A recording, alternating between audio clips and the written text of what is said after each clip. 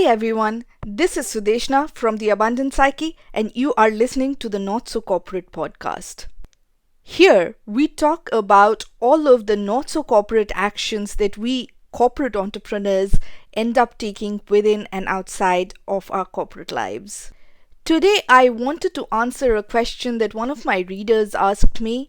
She asked, should she leave her job because quite a lot of her managers and seniors who she adores and respects are leaving the job? Not related, but she joined the company to get the mentorship and sponsorship that she thought she would get. Now, because they are leaving, should she leave? And I'm sure this is not an unique question, right? We always tend to wonder, when is the right time to leave that job?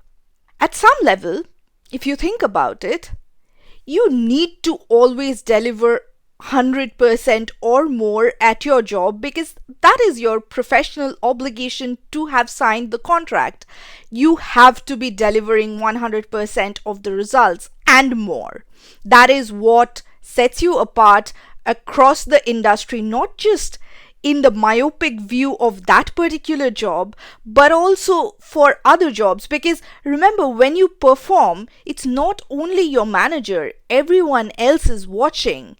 Everyone else will talk about you one day in some random conversation where you won't be there. So the first thing is, whether or not you want to leave, do 100% at your job because people are watching, and there is always positive benefits to doing stellar work. Now, second thing, and this might sound counterintuitive, but actually in some ways you should always be looking for a job. What do I mean by that? I mean to say, if you are not in your dream role, or even if you are in your dream role, it can be taken away in a matter of days. Like in my reader's case, she was in this dream state and it was just taken away because her managers decided to move on. So what would you do? The idea is to always look out for another dream opportunity if plan A was to fall apart.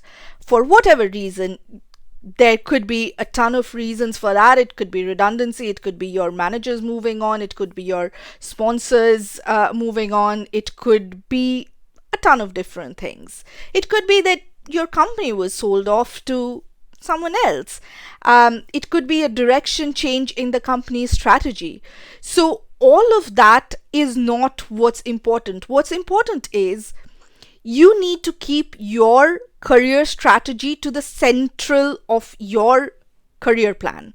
And that is why I say, do not be a passive spectator. Become the active participant in your career. And how do you do that? You have to think 3 steps ahead all the time.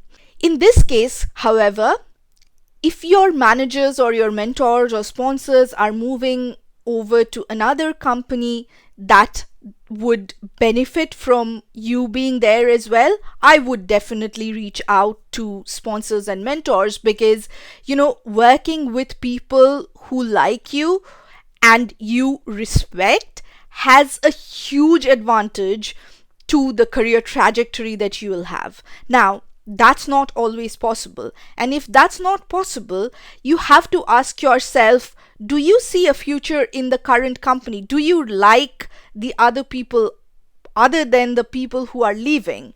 If you like them, is it worthwhile carrying on? And it's not only about the current state. Again, like I said, you have to think 3 steps ahead. Would it become more of a job to be at your current job than to find a new one? And you also have to consider, how are you regarded in your company? What is your personal brand like? Are you regarded as a top performer? If yes, great.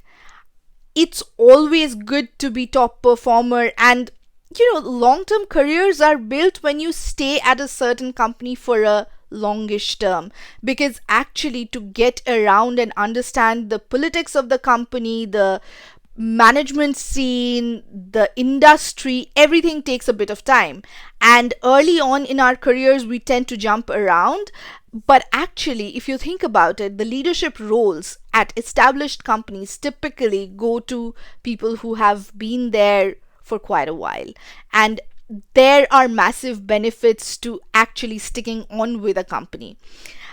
Now, all of this requires quite a lot of self awareness and also situational awareness. What are the other things that might affect your career? Is it your mentor? Is it your boss? Is it your industry? Is it something else that you are doing outside of work? A hobby, a partner, maybe a family? All of these things together form your career strategy. So here I can just go on and give very generic advice on what your next step should be, but in reality there is so much more nuance to it that I would just say, figure out what is best for you in the situation. Consider all of the things that might affect this decision. Create a MISI list. And if you are not familiar with MISI, MISI is mutually exclusive, complete, and exhaustive, right? So create a MISI list of all of the things that you want to consider while making these decisions, weigh down the pros and cons, and then make that decision. If you still need more support, I'm always available. Shoot me an email on sudeshna@theabundancepsyche.com and I would love to help. And thanks everyone for listening in. If this helped you, hit a like, subscribe, share, comment. Please spread the love because this community grows with you and this community is for you. So please share out the love. Thank you so much for listening in.